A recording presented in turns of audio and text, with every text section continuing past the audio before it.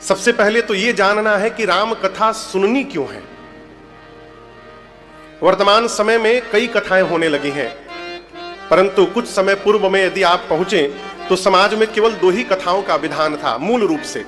एक श्रीमद् भागवत जी की कथा और दूसरी, बोलिए, हाँ बीच में बोला करिएगा, दूसरी कौन सी कथा? राम कथा। आजकल तो पुराण की भी कथा होने लगी, अच्छी बात है, होनी चाहिए, लेकिन इन पुराणों के अलावा और कोई कथा ना होने। एक महापुरुष ने रायपुर में किया एक शाम रावण के नाम। तो मैं जब गया तो मुझे बताया गया कि महाराज अमुक वक्ता आए थे, एक शाम रावण के नाम करके गए हैं। हमने कहा है, हो हम आज तक तो एक शाम राम के नाम सुने थे। तो बोले महाराज राम जी के नाम बहुत गा लिए, थोड़ा अलग करके देखा जाए तो एक शाम रावण के नाम। बहुत गा गए, ये सौभाग्य है, और बहुत गाकर यदि मन भर रहा है तो ये दुर्भाग्य है। ये तो वो आनंद है माई बाप जो जिसको जितना पान करिए चाह और बढ़ती जाएगी। श्री राम कथा क्यों गानी है? श्री राम कथा से होगा क्या? देखिए, भागवत जी की कथा सुनने से ऐसा कहते हैं कि मृत्यु का भय समाप्त हो जाता है। परीक्षित जी को कहा गया तक्षक नाग डसेगा 7वें दिन आकर आपको। 7वें दिन तक्षक नाग आएगा, परीक्षित जी को श्राप मिला कि आपको डसेगा और आपकी मृत्यु होगी। तो 7वें दिन मरना है, इस भय को समाप्त करने के लिए उन्होंने भागवत जी की कथा सुनी। यानी भागवत जी की कथा सुनिएगा तो मृत्यु का भय समाप्त हो जाएगा। राम कथा सुनिएगा तो राम कथा सुनकर जीवन जीने का ढंग आ जाएगा। और मेरा अपना ऐसा मानना है, जिस मनुष्य को जीवन जीने का ढंग आ गया उसके जीवन से मृत्यु का भय अपने आप समाप्त हो जाएगा, उसको समाप्त नहीं करना पड़ेगा है? जब आप धर्म पूर्वक जीवन जिएगा तो आप संतुष्ट हो जाइएगा, आप परिपूर्ण हो जाइएगा। भागवत जी में प्रसंग आता है कि भागवत जी की कथा पूरी भई, उसके बाद जब धुंधुकारी ने अपने भाई गोकर्ण जी ने अपने भाई धुंधुकारी को मुक्त करने के लिए भागवत जी की कथा सुनाई। धुंधुकारी प्रेत बन गया था, तो उसको मुक्ति दिलाने के लिए गोकर्ण जी ने भागवत जी की कथा सुनाई। और जैसे कथा पूरी भई, देवलोक से जहाज आया विमान, और उसके भाई धुंधुकारी को जहाज लेके चला गया, मुक्ति मिल गई। तो जितने श्रोता बैठे थे वो बोले कि यदि उनके लिए विमान आया तो हम भी तो कथा सुने, हमारे लिए क्यों नहीं आया? तो मैंने एक संत के मुख से सुना कि फिर से कथा भई, सभी श्रोता ध्यान लगाकर सुने, उनके लिए विमान आया और सभी लोग बैठ के चले गए। आज यदि कथावाचक कह दे कि यदि आप लोग मन से भागवत जी की कथा 107 दिन सुनिएगा तो एकदम विश्वास में रहिए, 7वें दिन ही विमान आएगा, आप लोग को लेके चला जाएगा ऊपर। जो कथावा में परीक्षित बने हुए पहले भागेंगे, कोई बैठेगा नहीं। इसलिए मेरी प्रार्थना है, मृत्यु का भय समाप्त हो चाहे न हो, जीवन जीने का ढंग सीखने का प्रयास करिए। को जो श्रेष्ठ जीवन जीता है उसी को लोग याद रखते हैं। कथा सुनने से क्या होगा? हमारे पूज्य महाराज श्री कहते हैं, इसे श्रवण कर मिट जाती है। किसे श्रवण करके? राम कथा। हाँ, ये कथा श्रवण कर मिट जाती है, 100 जन्म जन्म की व्यथा। जय श्री राम कथा, जय जय राम कथा, जय श्री राम कथा, जय जय राम कथा, जय श्री राम कथा। कथा की महिमा क्या है? सीधे शब्द में समझिए। कथा कैसे लिखते हैं? हिंदी में, अंग्रेजी में नहीं, हिंदी में कैसे लिखते हैं? क अथ में आ की मात्रा था, क्या हो गया? कथा। यदि इसको उल्टा कर दीजिएगा तो क्या होगा? थाक। थाक मतलब वो थाक नहीं है, कपड़े का थाक। थाक यानी थकान। कथा की महिमा क्या है? जब हम और आप मन से कथा की शरण में रहेंगे तो ये कथा हमारे जीवन की थकान को समाप्त कर देगी। ये इसकी महिमा है। बिना कथा की शरण में आए जीवन की व्यथा समाप्त नहीं हो सकती। मैं आपको उदाहरण दे रहा हूं सुंदरकांड में। सुंदरकांड कौन कौन पढ़ता है आप में से? उसमें एक चौपाई है। हनुमान जी महाराज अशोक वाटिका में जब सीता मैया के ऊपर वृक्ष पर बैठकर और छुप करके राम जी की कथा गा रहे हैं, वहां एक चौपाई है, रामचंद्र गुण बरनय लागा, नीचे सुनत ही माता कर दुख भागा। वहां सीता लिखा है लेकिन हम माता गाते हैं। माई बाबूजी का बार बार नाम नहीं लेना चाहिए है? सुनत ही माता कर दुख भागा। कब भागा? जब हनुमान जी कथा गाने लगे तो कथा सुनकर मां का सारा दुख समाप्त हो गया। भगवत कथा ही मन को पुष्ट करने की औषधि है, इसके अलावा दूसरा कोई उपाय नहीं है। अभी मैंने आपसे कहा कि मानस जी में पहले वक्ता, दूसरे वक्ता, हम और आप ऐसा जानते हैं कि गोस्वामी तुलसीदास जी लिखे हैं, लेकिन आपको मैं निवेदन करूं, इस श्री रामचरितमानस में 4 स्थान पर कथा गाई जा रही है। 4 स्थान पर मैं एक एक स्थान को लेकर चल रहा हूं, बता रहा हूं, आप ध्यान से सुनिएगा तो सब यहां छप जाएगा जीवन भर के लिए। यहां इस सभा में वक्ता कौन है? वक्ता माने कथा गाने वाला। कौन है? राजन। श्रोता कौन है? आप सब लोग। मानस के पहले घाट पर, यहां 4 घाट हैं। तालाब के 4 दिशा में 4 घाट होती है ना नहाने के लिए, उसी प्रकार रामचरित मानस रूपी सरोवर में अपने जीवन को नहलाने के लिए 4 घाट बने हैं। हर घाट पर एक कथावाचक है और एक श्रोता है। मैं तो बड़भागी हूं, मेरे सामने इतने सारे श्रोता बैठे हैं। एक महापुरुष कहते हैं महाराज, श्रोता तो 1 ही 2 होते हैं, उसके बाद सब सोता होते हैं। अभी एक बड़े बड़े अच्छे महापुरुष हैं, शिव पुराण के वक्ता हैं, पूज्य श्री गिरी बापू जी, गुजरात के ही हैं। तो मैं अभी सूरत कथा गा रहा था, परसों तक मैं सूरत में था। तो एक दिन उनको मैं प्रणाम करने गया। बोले महाराज अभी तो बड़ा आनंद है, एक समय वो भी था कि कथा सुनने वो लोग आते थे जिनको कान से सुनाई नहीं देता था। सब बूढ़े बूढ़े लोग आते थे, किसी का घुटना खराब, किसी का कान खराब, और सब आके पंडाल में सो जाते थे। अब महाराज बोले जा रहे हैं, श्री रामचरित मानस के प्रथम घाट पर कथावाचक है पूज्यपाद गोस्वामी तुलसीदास जी। क्या नाम है? तुलसीदास जी महाराज। और उनके सामने श्रोता कौन है? तो गोस्वामी जी तो घोषणा करते हैं कि मैं अपने मन को सुना रहा हूं। जैसे मैं यहां कथा गा रहा हूं, यदि इस कथा को मैं नहीं सुन रहा हूं तो मैं जीवन भर कथा गाते रह जाऊंगा, मेरा कुछ होने वाला नहीं है।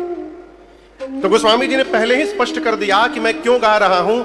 स्वंतः सुखाय तुलसी रघुनाथ गाथा, भाषा निबंध मतिमन जुलमातनु। गोस्वामी जी कहते हैं स्वंतः सुखाय, मैं अपने अंतःकरण को सुखी करने के लिए कथा गा रहा हूं। हमसे एक हो गया 4-5 साल पहले, एक प्रेस वाले, एक मीडिया के भाई ने कहा महाराज आप बहुत बड़ा काम कर रहे हैं, आप जगत को सुधार रहे हैं। मैंने हाथ जोड़कर कहा प्रभु मैं जगत को सुधारने के लिए कथा नहीं गा रहा हूं, कहीं हम लोग न बिगड़ जाएं इसलिए कथा गा रहे हैं। अब जिसको सुधरना होगा कथा सुन के सुधर जाएगा। गोस्वामी जी कहते हैं अपने अंतःकरण को सुखी करने के लिए मैं कथा गा रहा हूं। तो श्रोता गोस्वामी जी का मन हो गया। अथवा बगल में गंगा जी है, काशी जी में, काशी जी आप गए हैं? काशी गए हैं आप लोग? बोलिए। हाँ हाँ, कितना बढ़िया यमुना जी बहती है ना वहां पर। अच्छा गंगा जी है, तब गए हैं आप लोग। तो कई लोग यमुना जी महाराज हम सही बोल रहे हैं आप। गंगा जी श्रोता है अथवा संतों का समाज श्रोता है। और आप दर्शन करिए, इस भवन का नाम क्या है? गुगली गली, क्या नाम है? ब्रह्मपुरी। इस भवन का नाम क्या है? ब्रह्मपुर। अच्छा, गली का नाम गुगली गली है। अच्छा हाँ, ब्रह्मपुरी भवन का नाम है। उसी प्रकार गोस्वामी जी जिस घाट पर बैठकर कथा गा रहे हैं, है तो 80 घाट, लेकिन आध्यात्मिक दृष्टिकोण से उस घाट का नाम है शरणागति घाट। क्या नाम है? अब आप कहोगे महाराज इस घाट का नाम शरणागति घाट कैसे पड़ा? तो एकदम सीधा आप भाव समझिएगा। एक प्रश्न मैं पूछ रहा हूं क्या आप लोग पहले कभी राम कथा सुने हैं? जो सुना है हाथ उठाए। हमसे नहीं, किसी दूसरे कथावाचक से। हाँ सुने हैं, कई लोग सुने हैं। क्या सभी कथावाचक एक ही जैसी कथा गाते हैं? क्यों? किताब तो एक ही है, ग्रंथ, सब रामचरितमानस को ही पढ़ के गा रहे हैं, लेकिन कथा अलग अलग कैसे हो जाती है? इसका कारण है जिस कथावाचक का चित्त जैसा होता है, जिसका भाव जैसा होता है, जिसकी बुद्धि जैसी होती है, वो उसी में डूब के कथा सुनाता है। विरक्त महापुरुष से कथा सुनिएगा तो वैराग्य चढ़ जाएगा, ज्ञानी कथावाचक से कथा सुनिएगा तो ज्ञान से भर जाइएगा, कर्मकांडी वक्ता से कथा सुनिएगा तो क्या करना क्या नहीं करना इसी में रह जाइएगा, प्रेमी कथावाचक से कथा सुनिएगा तो भगवान के चरणों में प्रेम जागृत हो जाएगा। उसी प्रकार गोस्वामी तुलसीदास जी शरणागति घाट के वक्ता हैं। किस घाट के वक्ता हैं? शरणागति घाट के। शरणागति समझते हैं आप लोग? शरणागति कहते हैं शरीर हमारा कहीं भी रहे, यदि हमारा मन भगवान में लगा हुआ है तो हम भगवान की शरणागत है। और आपको एक महामंत्र देता हूं, जीवन की 100 बीमारी की एक दवाई बोलूं?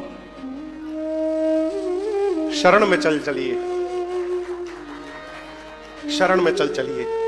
आपको बताऊं, इसके लिए कोई क्राइटेरिया नहीं है कि कौन भगवान की शरण में जाएगा कौन नहीं जाएगा।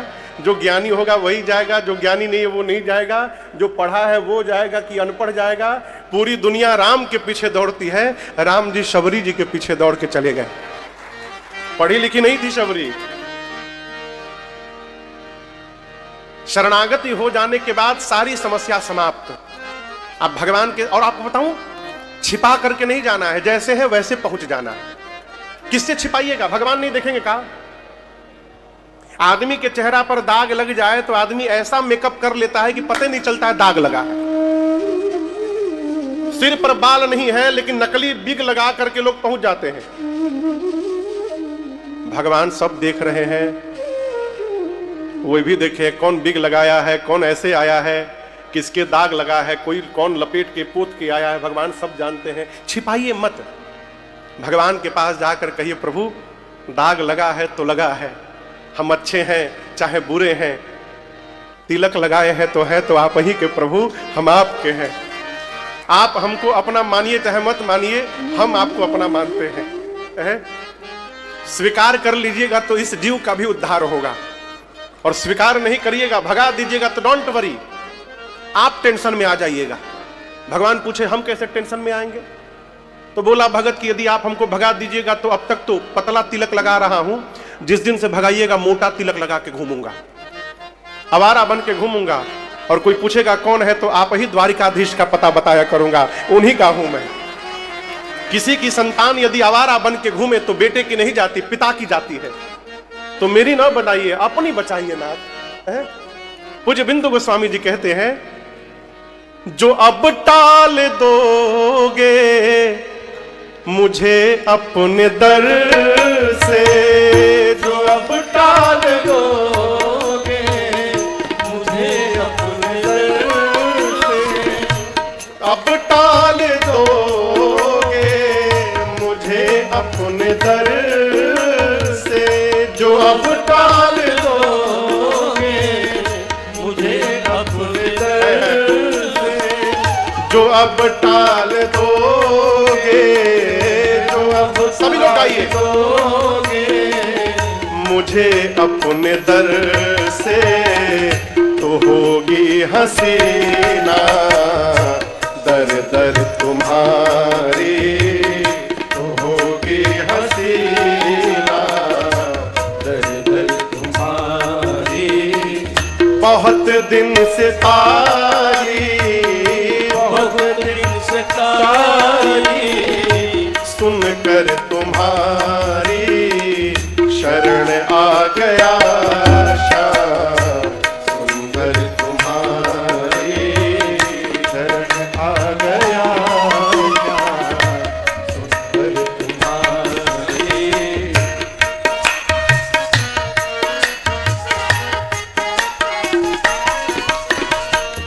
यही प्रार्थना है, यही याचना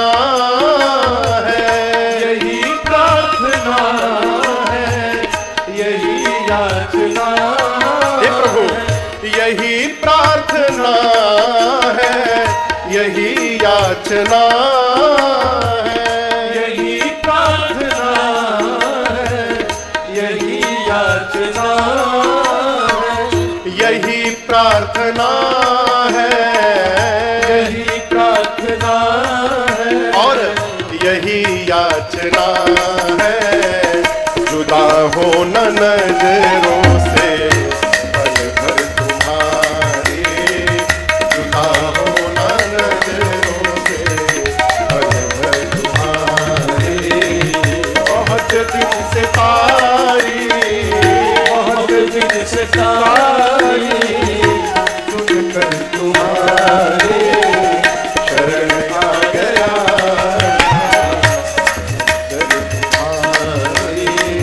शरण आ गया।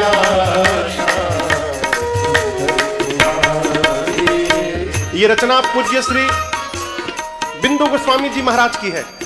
बहुत बड़े वक्ता हुए श्रीधाम वृंदावन के। भगवान के पास पहुंचे बिंदु जी तो भगवान ने पूछा, क्या तुम मुझे याद करते हो? बिंदु गोस्वामी जी ने कहा, प्रभु कैसे बताऊं आपको? भगवान ने कहा, मुख दिया हूं, मुख से बोलो। बिंदु जी बोले, प्रभु मुख से तो लोग झूठ भी बोलते हैं, मैं मुख से नहीं बोलूंगा। कैसे बोलोगे? बिंदु जी कहते हैं, बिंदु जानते हैं आप लोग? बिंदु, बिंदु माने बूंद, बूंद। अब दृग मतलब आंख, दृग यानी आंख, आंख का बूंद क्या है? आंसू।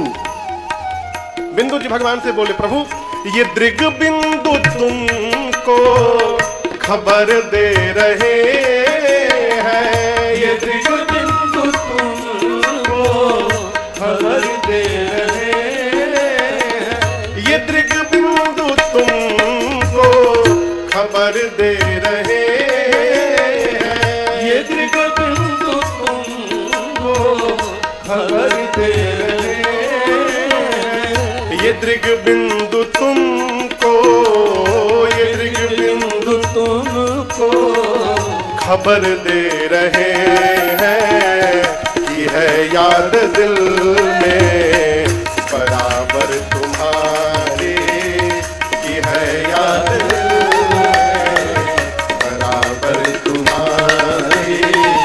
बहुत दिन से तारी, बहुत दिन से तारी, सुनकर तुम्हारे शरण आ गया, सुंदर तुम्हारे शरण आ गया, श्याम सुंदर तुम्हारे शरण आ गया, श्याम सुंदर तुम्हारे। यह है शरणागति। मन हमारा भगवान में रहे। आपको बताऊं, एक बार शरणागति हो जाने के बाद उस मनुष्य की सारी समस्याएं भगवान की हो जाती हैं। गोस्वामी तुलसीदास जी शरणागति घाट के वक्ता हैं। आप मानस को ठीक से जब पढ़िएगा तो आप देखिएगा, गोस्वामी जी जब जब बोले हैं तो एक ही बात कहे हैं, भगवान की शरण में चलिए। ये पहले वक्ता हैं। अब गोस्वामी जी कहते हैं कि मैं वो कथा गाने जा रहा हूं जो तीर्थराज प्रयाग में याज्ञवल्क्य मुनि ने श्री भरद्वाज मुनि को सुनाई थी। अब जैसे मैं ये कथा गा रहा हूं तो मैं कहां से सुना हूं? अपने पूज्य महाराज जी के मुख से सुना हूं, वो आपको सुना रहा हूं। उसी प्रकार गोस्वामी जी बोले, मैं वो कथा सुनाने जा रहा हूं जो प्रयाग में याज्ञवल्क्य जी ने भरद्वाज जी को सुनाई। अब दूसरे कथावाचक कौन है? याज्ञवल्क्य मुनि। श्रोता कौन है? श्री भरद्वाज जी। स्थान है तीर्थराज प्रयाग। ये मानस का दूसरा घाट है। इस घाट का नाम है कर्मकांड घाट। किस प्रकार का कर्म जीवन में करना चाहिए, ये सारी बातें याज्ञवल्क्य मुनि ने मानस जी में बताई। अब याज्ञवल्क्य मुनि कहते हैं, भरद्वाज जी मैं आपको वो कथा सुनाने जा रहा हूं जो कैलाश पर्वत पर भगवान शंकर ने मां पार्वती जी को सुनाई थी। तो तीसरा घाट कौन सा है? कैलाश पर्वत। कथावाचक कौन है यहां? शंकर भगवान, और श्रोता हैं मां पार्वती जी, भवानी जी।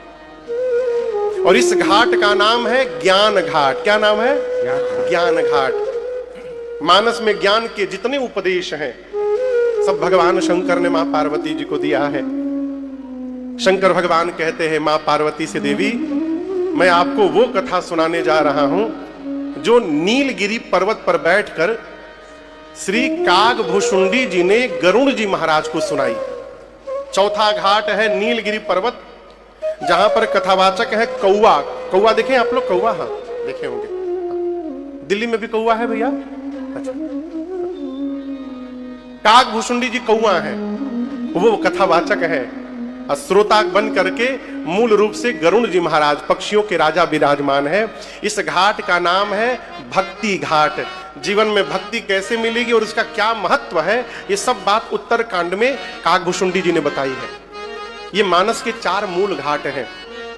5वां घाट पूज्य बाबू जी के संकल्प से आज द्वारिकापुरी में ये ब्रह्मपुरी भवन का ये भवन बना हुआ है। ये 5वां घाट, जहां ठाकुर जी ने वक्ता बना करके राजन को बिठाया है और श्रोता बन करके आप लोग बैठे हैं। मैं कौन सी कथा गाऊंगा? तो इन 4 घाटों पर कथावाचकों ने जो कथा गाई है, अपनी बुद्धि से मैं आपको यहां सुनाने का प्रयास करूंगा। ये मानस का परिचय था। सभी कथावाचकों ने महिमा गाई। क्यों? महिमा जान लेने के बाद प्रेम अपने आप बढ़ जाता है।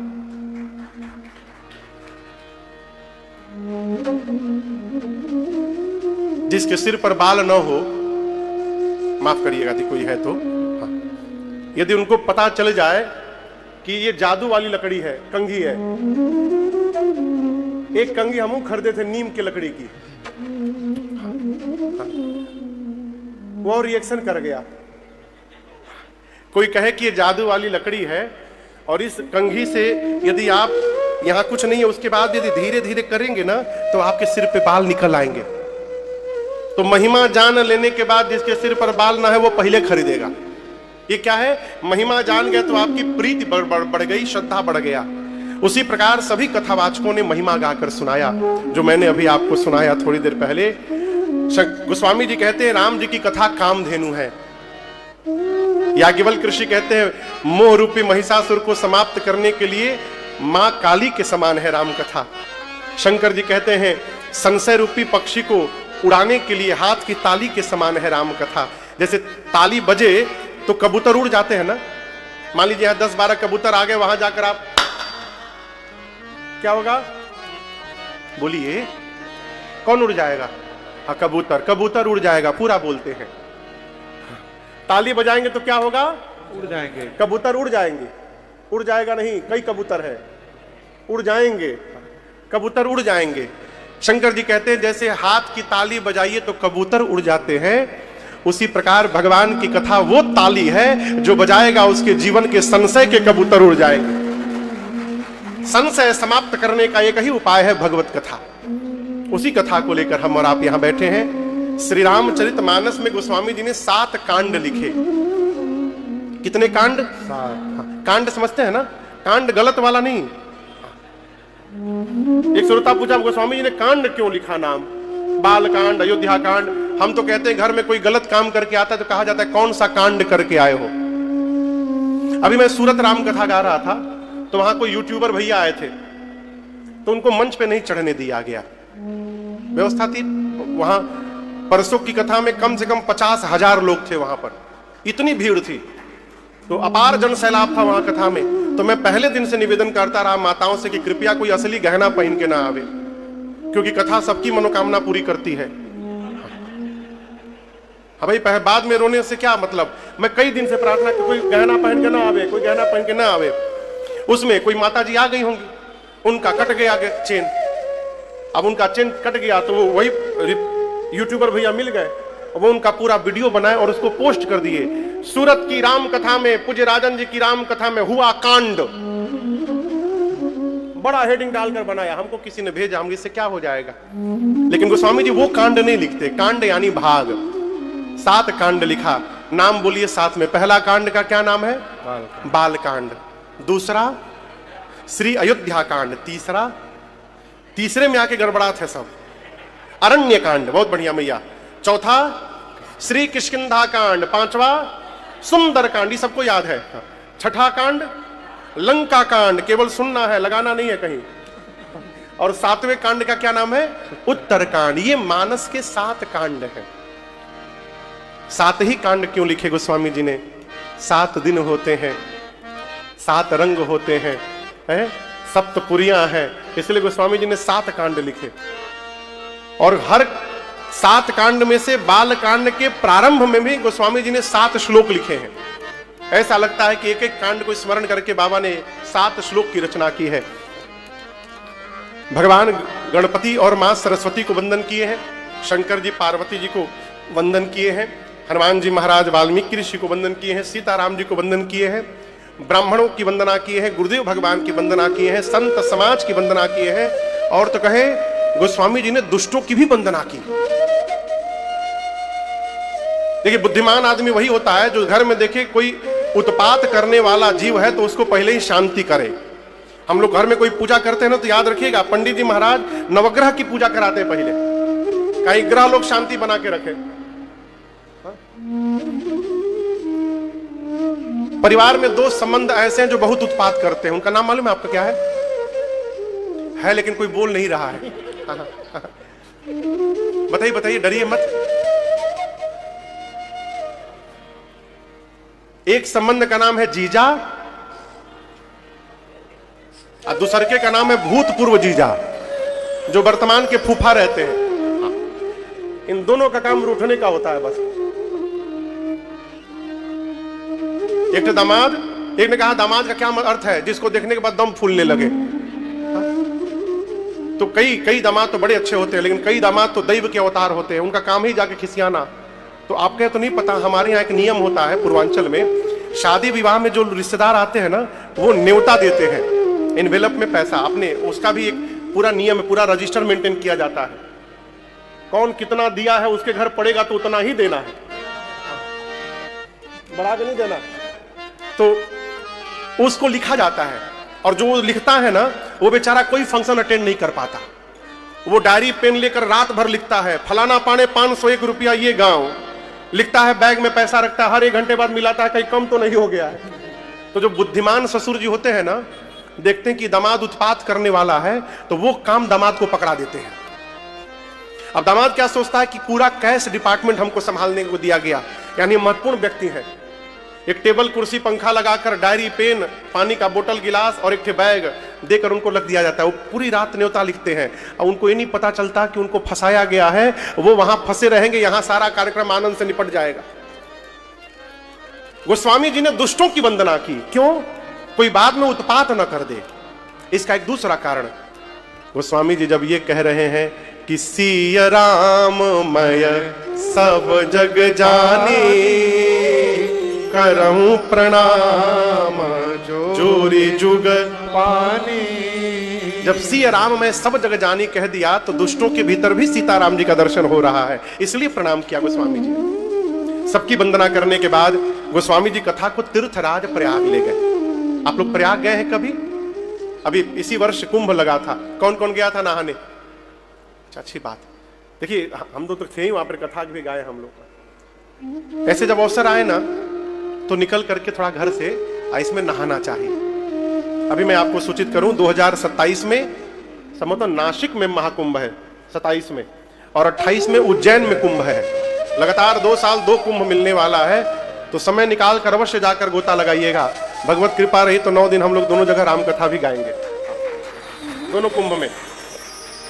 तीर्थराज प्रयाग गोस्वामी जी कथा लेकर गए। आइए चौपाइयों को पढ़ते हैं। बाबा कहते हैं, भरद्वाज मुनि बसहि प्रयागा, भरद्वाज मुनि बसहि प्रयागा, तिन्हि राम पद अति अनुरागा, तिन्हि राम पद अति अनुरागा, तापस समतम दया निधाना, तापस समदम दया निधाना, परमारथ परम सुजाना, परमारथ पथ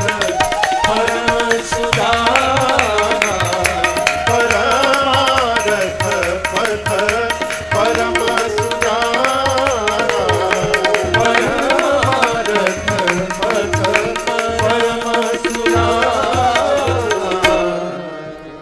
स्वामी जी कहते हैं तीर्थराज प्रयाग में एक मुनि है जिनका नाम है श्री भरद्वाज जी।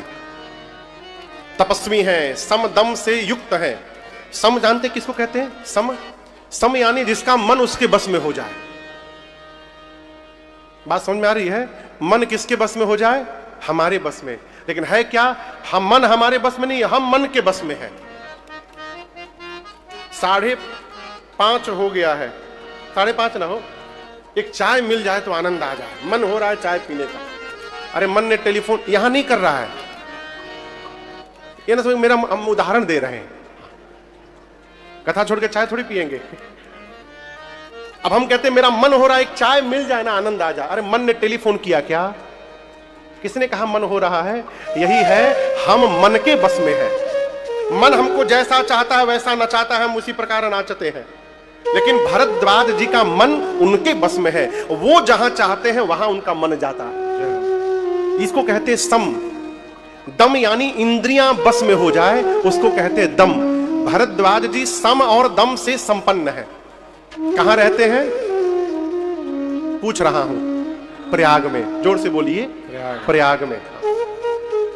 जोर से इसलिए बुलवाता ना, किसी को नींद भी आएगी तो भाग जाएगी।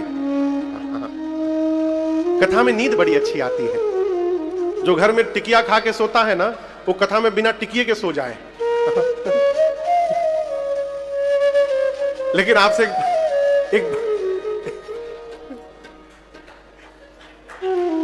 एक बात कहें हम आपसे, कभी कभी थकान से भी नींद आ जाती है, लेकिन हम तो कहते हैं नींद भी आए ना तो आके सो जाइए। क्यों? जितना आप सोइएगा उतना पीछे का खाली होता रहेगा, और जिस दिन बैलेंस 0 होगा पीछे का, उस दिन आपकी आंख खुल जाएगी और फिर कभी जीवन में नींद नहीं आएगी आपको। तो तीर्थराज प्रयाग में रहते हैं श्री भरद्वाज जी। तपस्वी हैं, समदम से युक्त हैं। आपको पता है कि नहीं पता है, हर वर्ष माघ महीने में तीर्थराज प्रयाग में मेला लगता है। कब से? मकर संक्रांति से। अभी 14 जनवरी को मकर संक्रांति आएगी, उस दिन से 1 महीने का मेला लगता है प्रयाग में।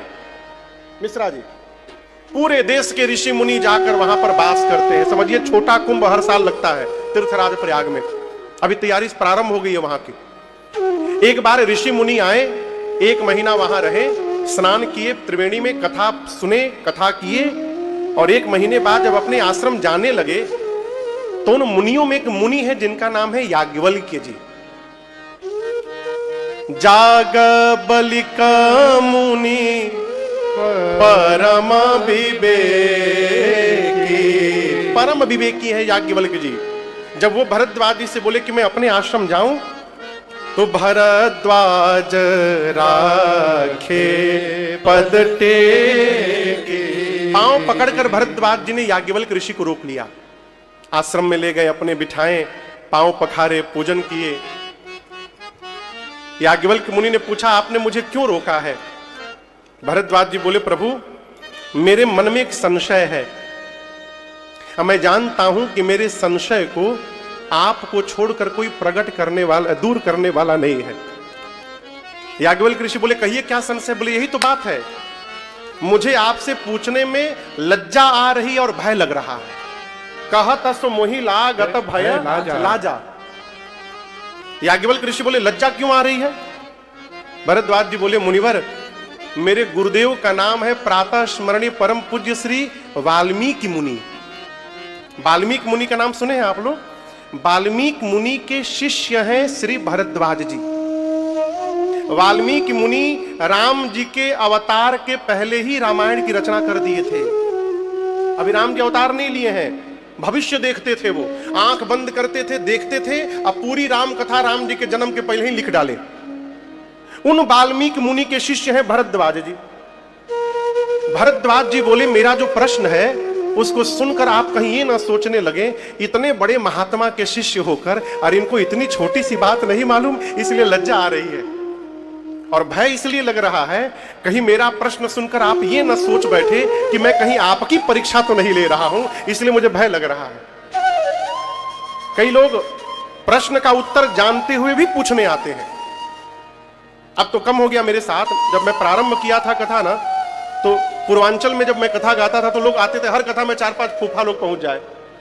प्रश्न करने। और उनका प्रश्न क्या होता था? सुदामा जी के पिताजी का क्या नाम था? भाई हमारा घर पोरबंदर में नहीं है, हम गुजरात से नहीं है, हम कैसे बताएंगे सुदामा जी के बाबूजी का क्या नाम है? इतने प्रश्न पूछे गए हमसे। हमने एक से पूछा क्या उनका आधार कार्ड बनाना है आपको? SIR अपडेट कराना है, उनके पिताजी का नाम चाहिए, क्यों आप पूछ रहे हैं? सुदामा जी से मतलब रखिए। याज्ञवल्क्य ऋषि से भरद्वाज जी कहते मुझे लज्जा आ रही है, भय लग रहा है। याज्ञवल्क्य मुनि से बोले कि आप संकोच छोड़कर पूछिए क्या पूछना है। भरद्वाज जी ने प्रश्न किया। आप जानते हैं क्या प्रश्न किया? किसी को पता है? पीछे एक बहन जी को पता है केवल। सीधा प्रश्न, राम कवन प्रभु पूछूं तो ही। क्या पूछा? राम कवन प्रभु पूछूं तो ही। भरद्वाज जी कहते हैं राम जी कौन है? क्या प्रश्न किया? राम जी कौन है? आप में से कौन है जिसको ये नहीं मालूम राम जी कौन है? किसी को पता है राम जी कौन है? कौन कौन जानते हैं? हम तो जानते हैं। आपको नहीं पता राम जी कौन है? आप राम जी के बारे में नहीं जानते? तो क्या नहीं बता रहे? यही तो जानना हुआ राम जी कौन है। ऐसा प्रश्न जो छोटा बच्चा भी जानता है, भरद्वाज जी पूछ रहे हैं मुनिवर राम जी कौन है? और आगे कहते हैं एक राम को मैं भी जानता हूं, अयोध्या वाले महाराज दशरथ के पुत्र राम, जिनकी पत्नी का हरण हुआ और उनको क्रोध आया, इतना क्रोध आया कि जाकर युद्ध में रावण का अंत कर डाले। याज्ञवल्क्य ऋषि बोले जब जान रहे तो पूछ क्यों रहे हैं? भरद्वाज जी बोले मेरा प्रश्न यह है कि जिन राम जी को मैं जान रहा हूं, क्या शंकर जी भी इन्हीं राम जी का नाम जपते हैं? कि शंकर जी जिनका नाम दिन भर राम राम राम राम राम राम जपते हैं, वो कोई और राम जी हैं? अब मैं जिनको जानता हूं ये कोई और राम है। आप लोग बताइए दोनों एक ही है कि अलग अलग है? बोलिए एक ही है। तो क्या भरद्वाज जी को नहीं मालूम दोनों एक है? यही भक्त का लक्षण है। भक्त जब भी जीवन में कोई प्रश्न करता है तो उस प्रश्न के उत्तर में भगवान की कथा प्रारंभ हो जाती है। यह भक्त का लक्षण है। और जो भगत नहीं है वो ऐसा प्रश्न पूछ देगा कि चलती हुई कथा बंद हो जाए। चलती हुई कथा बंद हो जाती है।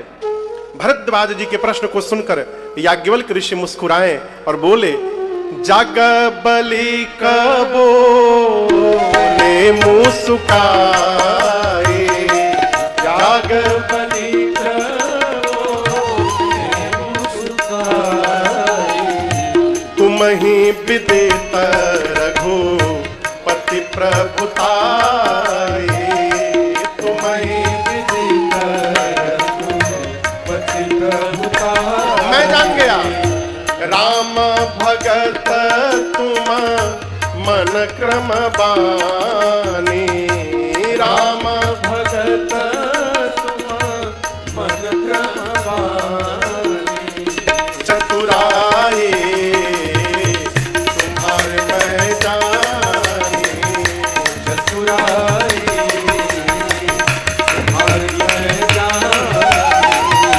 चतुराई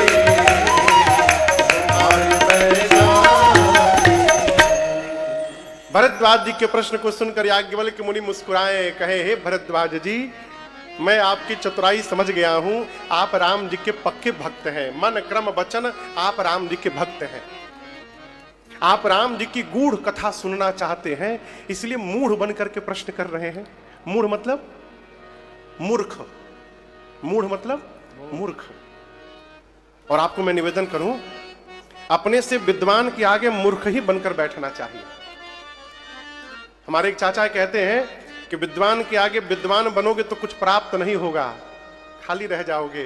सीधी इस बात समझिए, जब तक बर्तन खाली नहीं होगा तब तक उसमें कुछ भरने वाला नहीं है। और जब भर करके ले जाइएगा तो सब ओवरफ्लो हो जाएगा, कुछ उसमें आने वाला नहीं है। और ये स्वभाव जीवन में आएगा कैसे? सत्संग से। मनुष्य का स्वभाव बड़ा अद्भुत है साहब। स्वामी विवेकानंद जी कहते हैं मनुष्य का स्वभाव कुत्ते का पूंछ जैसा है। आप लोग कुत्ते की पूंछ देखे हैं? सीधा होता है, टेढ़ी होती है ना पूंछ? टेढ़ा नहीं होता है, टेढ़ी होती है पूंछ। टेढ़ी होती है। कुत्ते की पूंछ कैसी होती है? टेढ़ी। अच्छा आप बताइए, लोहे की पाइप में, हम लोग जब छोटे थे ना तो गांव में फोफी खाते थे, फोफी, आप लोग भी खाए होंगे। पापड़ जैसा होता है, गोल लंबा सा, उसके भीतर उंगली में लगा करके उसको पीले रंग का, ऑरेंज कलर का, हरे रंग का उंगली में लगा के खाते थे। फिंगर चिप्स उसका नाम है अंग्रेजी में। तो उसी प्रकार लोहे की पाइप लेकर के उसमें कुत्ते की पूंछ डाल करके बांध दीजिए। अब आप बताइए, पाइप के अंदर पूंछ है तो टेढ़ी है कि सीधी है? टेढ़ी कैसे हो जाएगी? पाइप सीधी है तो पूंछ गया तो पूंछ भी सीधी हो गई। और उसको बांध करके आप 1 साल छोड़ दीजिए, 1 साल उसकी पूंछ सीधी बनी रहेगी। और 1 साल बाद जब जैसे आप पाइप निकालिएगा, क्या हो जाएगा? टेढ़ी हो जाएगी। किसी के हाथ में चोट लग जाए, आप 1 महीना ऐसे करके प्लास्टर बांध दीजिए तो 1 महीने बाद उसका हाथ टेढ़ा हो जाता है, सीधा नहीं होता। लेकिन कुत्ते की पूंछ को पाइप में डालकर 1 साल छोड़ दीजिए और उसके बाद निकालिए, पाइप से निकलते फिर टेढ़ी हो जाएगी। मैं क्यों सुना रहा हूं? स्वामी विवेकानंद जी कहते हैं, मनुष्य का स्वभाव कुत्ते की पूंछ जैसी। और ये स्वभाव जब तक सत्संग की पाइप में पड़ा रहता है तब तक तो सीधा बना रहता है, और जिस दिन सत्संग के पाइप से दूर हुआ फिर टेढ़ा हो जाएगा। इसलिए स्वभाव को सीधा बना के रखने के लिए, अरे संतन के संग लाग रे तेरी अच्छी बनेगी, संतन के संग लाग रे तेरी अच्छी बनेगी, संतन के संग लाग रे तेरी अच्छी बनेगी, अच्छी बनेगी तेरी बढ़िया बनेगी, अच्छी बनेगी तेरी बढ़िया बनेगी, अच्छी बनेगी तेरी बढ़िया बनेगी, अच्छी बनेगी तेरी बढ़िया बनेगी। होए बड़ो तेरो भाग रे, हाँ होए बड़ो तेरो भाग रे तेरी अच्छी बनेगी, संतन के संग लाग रे तेरी अच्छी बनेगी, संतन के संग लाग रे तेरी अच्छी बनेगी।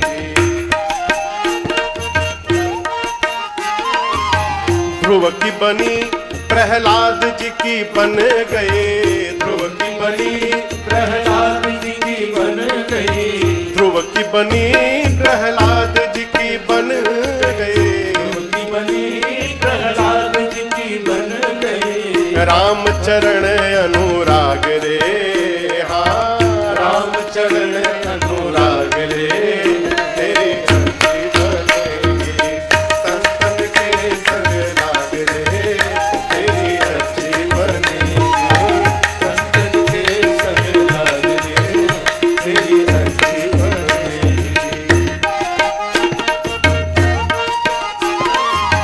संतन के संग पुण्य कमाए, संतन के संग पुण्य कमाए, संतन के संग पुण्य कमाए, संतन के संग पुण्य कमाए।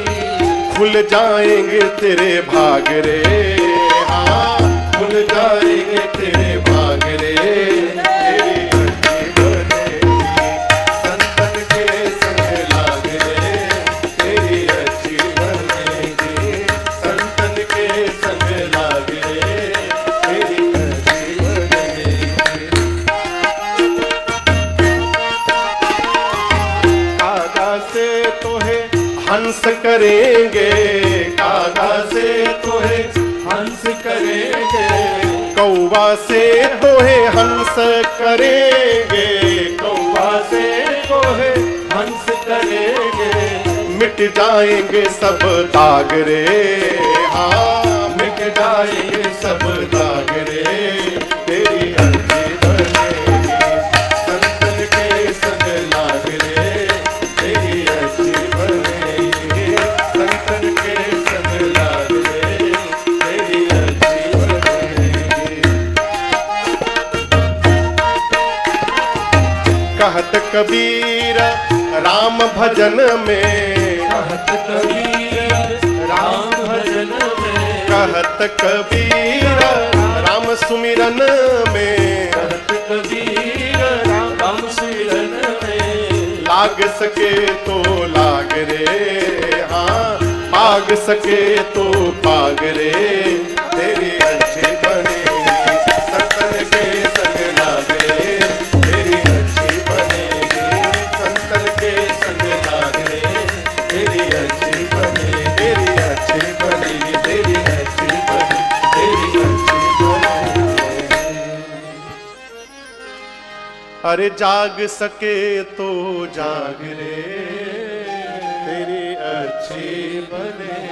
और एक बात कहें, चुगली करने से, किसी की बुराई करने से, दो लोगों को आपस में लड़वाने से, ठगी करने से, मारपीट करने से, निंदा करने से, का महाराज भाग सके तो भाग रे, तेरी अच्छी बने। नीवा होके रहिए, नीवा होके चल बंदया, निबियानु रब है मिलता। नीवा होके रहिए, अपने से बड़े के आगे ना समझ रहिए, माता पिता के आगे विद्वान नहीं बनना चाहिए है? जो माई बाप बोलना सिखाए, बच्चे कहते हैं आपको बोलने का ढंग नहीं आता है? याज्ञवल्क्य ऋषि के सामने भरद्वाज जी नासमझ बनकर प्रश्न करते हैं। याज्ञवल्क्य ऋषि बोले मैं आपकी चतुराई समझ गया, आप राम जी की कथा सुनना चाहते हैं, लेकिन मैं कथा तो बाद में सुनाऊंगा, बीच में एक दूसरी कथा आपको सुनाता हूं। और याज्ञवल्क्य ऋषि कथा को लेकर पहुंचे त्रेता युग में। किस युग में? त्रेता युग में। आप चौपाइयों का दर्शन करिए। चौपाई हम गाते हैं ना, तो सुन के पीछे से आप भी गाइए। हम इसलिए तोड़ तोड़ के गाते हैं। बाबा कहते हैं एक बार त्रेता युग माही, एक बार त्रेता युग माही, शंभु गए कुंभज ऋषि पाही, शंभु गए कुंभज ऋषि पाही, संग सती जग जननी भवानी, संग सती जग जननी भवानी, पूजे ऋषि अखिलेश्वर जानी, पूजे ऋषि अखिलेश्वर जानी, पूजे ऋषि अखिलेश्वर जानी, पूजे ऋषि अखिलेश्वर जानी। एक बार याद रखिएगा, रामचरितमानस में जहां जहां गोस्वामी जी ने एक बार लिखा, वहां वहां कोई विशेष घटना घटी। कहते हैं एक बार त्रेता युग में, कितने युग होते हैं पता है? 4। सबसे पहला युग सतयुग, सतयुग के बाद त्रेता, त्रेता के बाद द्वापर, द्वापर के बाद कलयुग। तो एक बार त्रेता युग में भगवान शंकर सती मैया के साथ कैलाश से नीचे उतरे। यहां जो आपको दिखाई दे रही हैं, ये सती मैया नहीं है। कौन है? पार्वती मैया है। यही पार्वती मैया पिछले जन्म में सती मैया थी। भगवान शिव की अर्धांगिनी थी मां सती को लेकर भगवान शिव कैलाश से नीचे उतरे और दंडकारण्य में श्री अगस्त्य मुनि के आश्रम पर पहुंच गए। आप कल्पना करिए, सवेरे सवेरे आपके घर का डोरबेल बजे, आप गए और जैसे आपने गेट खोला, आपको दिखाई पड़ा कि साक्षात भगवान शंकर आपके दरवाजे पे खड़े हैं। आप सोचिए, अचानक भगवान दिखाई पड़ जाएंगे तो जीव की क्या गति होगी। अगस्त्य मुनि बाबा और मैया को देखे तो बावले हो गए, नाचने लगे। और शंकर भगवान बोले थे सती जी से, चलिए आपको राम कथा सुनवा के ले आता हूं। अगस्त्य मुनि एक दिव्य आसन पर भगवान शंकर और मां सती को बिठाए और नीचे पांव में बैठकर पूजा करने लगे, शंकर जी और सती जी की। आप बताओ यहां कथावाचक कौन है? सुनने कौन आया है? शंकर जी और सती मैया। तो ये तो श्रोता हो गए। अब वक्ता कौन है? अगस्त्य मुनि। यहां कथावाचक राजन है, तो राजन नीचे बैठा है कि ऊपर? कथावाचक ऊपर बैठा है, श्रोता नीचे बैठे हैं। क्यों? प्रवाह नीचे से ऊपर नहीं जाता, प्रवाह ऊपर से नीचे आता है। आप समझ रहे हैं? लेकिन यहां क्या हुआ? जो कथा सुनने आया है वो ऊपर बैठ गया, और कथा सुनाने वाले अगस्त्य मुनि उनके पांव में बैठ करके उनकी पूजा करने लगे, पांव धोने लगे। साथ में रहने वाले लोगों का विचार भी एक जैसा हो जाए, ये संभव नहीं है। शंकर भगवान सोच रहे हैं, धन्य है अगस्त्य मुनि, कथावाचक होने का आपको तनिक भी अभिमान नहीं है। वक्ता होकर आप श्रोता के पांव में बैठे हैं, उनकी पूजा कर रहे हैं, आप धन्य है, धन्य है। ये शंकर जी सोच रहे हैं। अब बगल में बैठी सती मैया क्या सोचने लगी? बाबा भी न जाने कहां लेके चले आते हैं। बताइए, जो हमारी आरती उतार रहा है हमारी हमको कथा क्या सुनाएगा? इनका ज्ञान हमारे ज्ञान से कम है, तभी तो हमारी पूजा कर रहे हैं। नहीं नहीं, ये कौन सी कथा सुनाएंगे? पहले ही मन में गांठ बैठ गई। और परिणाम हुआ क्या? पूरी कथा अगस्त्य मुनि ने सुनाई, लेकिन सुना किसने? सुनी महेश परम सुख मानी,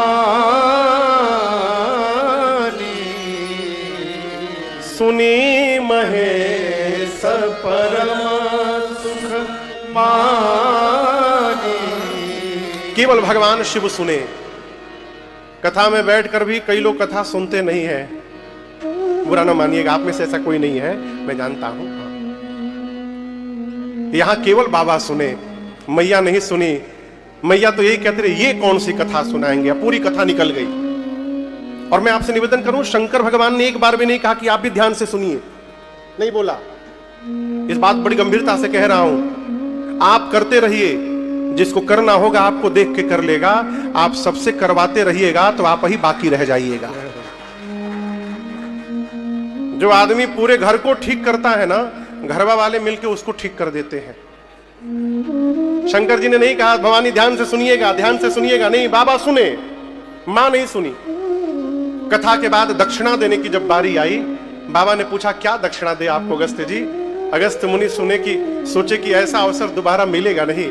जिन राम जी की कथा मैंने सुनाई है, उन राम जी की भक्ति देने का टेंडर शंकर जी के पास है।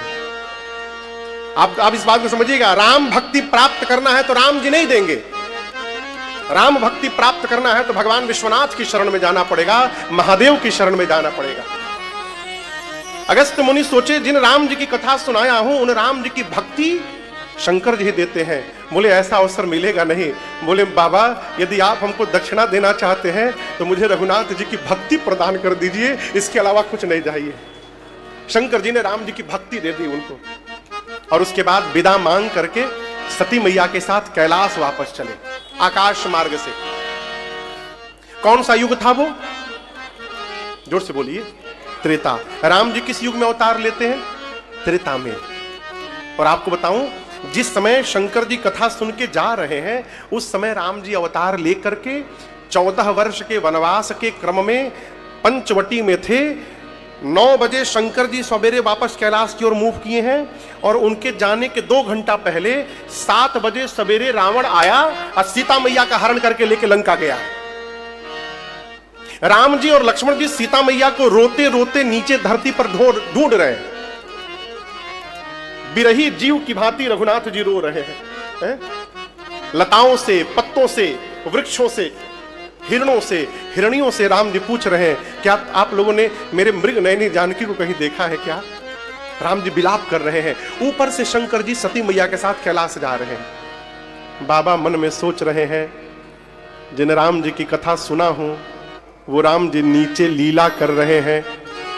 कथा सुन के कान को भर लिया हूं, यदि दिखाई दे देते प्रभु तो कान के साथ मेरी आंखें भी तृप्त हो जाती है। लेकिन दिक्कत क्या है? शंकर जी जा नहीं सकते वहां।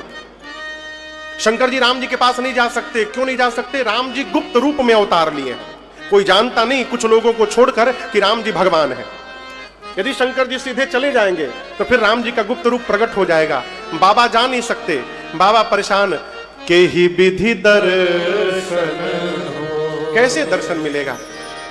और हम आपको एक बात बताएं, आज भी जो भगवान को देखना चाहता है ना, आज उसको भगवान आज भी दिखाई पड़ते हैं, आज भी दिखते हैं।